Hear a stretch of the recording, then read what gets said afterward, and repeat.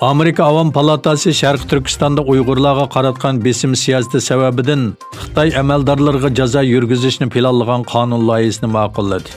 Mazkur loyiha 15 may Kengash Palatasida ma'qullangan bo'lib, 27 may Avam Palatasida ovozga qo'yilgan bu qonun loyihasi ko'p sonliq belat bilan ma'qullandi. Qonun loyihasida Amerika prezidenti Donald Trumpning Uyg'ur va boshqa musulmon oz-sonliqlarga qaratilgan besim va zo'ravonlikqa mas'ul bir qism Xitoy amaldorlariga jazo yurgizish talab qilingan. Buningdan boshqa loyihada Amerika Davlat ishlari mahkamasining rayondagi kishilik huquq dafsandichiligi to'g'risida doklad tayyorlash talab qilingan. Bu qonun loyihasi oxirida imzo uchun prezident Trumpning ustiliga boradi. Agar Donald Trump tasdiqlasa, bu qonun loyihasi rasmiy kuchga ega bo'ladi. Trump tünügün Aqsarayda bu qonun loyihasi to'g'risida biz Xitoy haqida kuchli bir qaror chiqaramiz degan edi.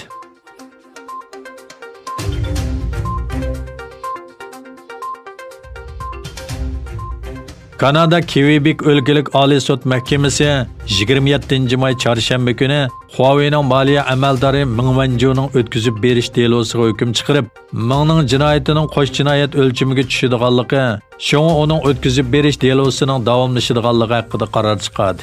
Bosh sudchi Xizr Olmes 23 betlik hukm e'lon qilib, Meng Wanzhou'ning jinoiy qilmishining aldamchilikni tashkil qiladiganligini o'tirg'a qo'ydi.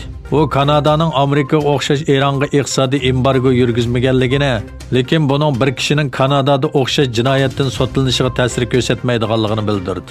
Huawei'ning qurg'uvchisi Ren Zhengfei'ning qizi Meng Wanzhou Amerikaning Eronga qaratgan embargosiga xiloflik qilish bilan ayblanmoqda. Kanada soqchilari 2018 yil 12 oyda Amerika hukumatining talabiga binoan Vancouver aerodromida Meng Wanzhou'ni qo'lga olgan edi.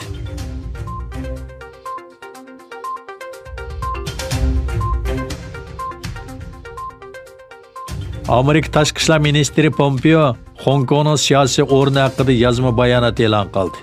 Pompeo hozirgi faktlarga asosan Hong Kongning siyosiy jihatda Xitoydan mustaqil emas degan yakun chiqarilganligini bildirdi. Pompeo bayonotida inchik tadqiqot natijasida men majlisga Hong Kongga 1997-yili 7-oydan burunqiga o'xshash Amerika qonunlari asosida muomala qilishga bo'lmaydiganligini bildirdim. Hech kim bugun Hong Kongning Xitoydan mustaqil ekanligini aytolmaydi dedi. Pompeo Xitoyning Hong Kongda yo'lga qo'ymoqchi bo'lgan davlat bexatarlik qonuni haqida to'xtalib, buning Hong Kong avtonomiyasi va Beijingning Hong Kongliklarga bergan va'dasiga urilgan bir zarba ekanligini aytdi. U yana Amerikaning Hong Kong xalqini davomli qo'llaydiganligini bildirdi.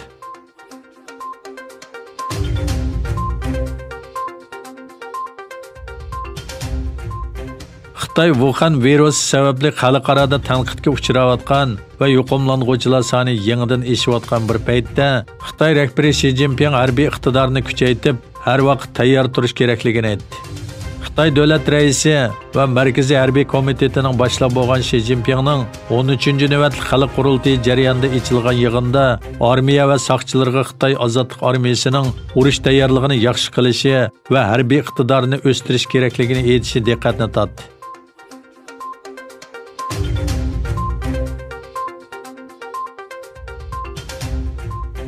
Trump Aqsarayda o'tkazilgan muxbirlarni kutib olish yig'inida askarlarimizning qisqa vaqt ichida yurtiga qaytib kelishini umid qilaman dedi. Trump yana boshqa davlatlardagi Amerika askarlarini chekindirish masalasini muzokara qilayotganligini tilga oldi. Trump Suriyadan askar chekindirish qaroriga javoban mundaq dedi. Suriyada askarlarimiz Turkiya chegarasidan chekinganda ko'pchilik buning eng qo'rqinchli ekanligini aytgan edi. Tunugun men prezident Erdo'g'an bilan telefonda paranglashdim. Biz sizmi chegara intayin yaxshi edi.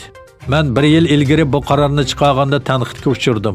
Hozir ular o'z chegarasini o'zi qo'g'diya oladi.